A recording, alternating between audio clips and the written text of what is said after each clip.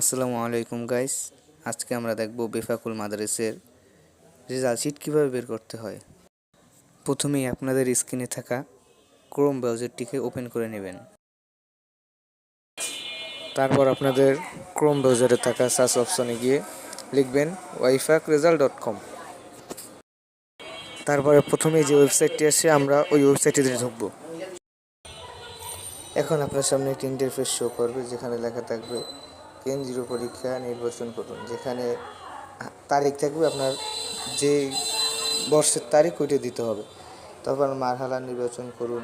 এখান থেকে একটি মারহালা নির্বাচন করে দিবেন। তারপর নিচের রোল নাম্বার, রেজিস্ট্রেশন নাম্বার এগুলো লিখে দিবেন।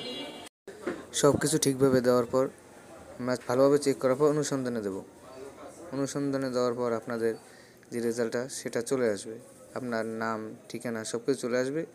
তার নিচে আপনার রেজাল্ট চলে আসবে। তারপর এখান থেকে আমরা ডাউনলোড করে নেব। ডাউনলোড করার পর আপনাদের একটি অপশন আসবে, সেখান থেকে আমরা ঢুকে তারপর প্রিন্ট করে নেব। আজকের ভিডিও এই পর্যন্তই। ভালো লাগলে লাইক, কমেন্ট, শেয়ার করুন।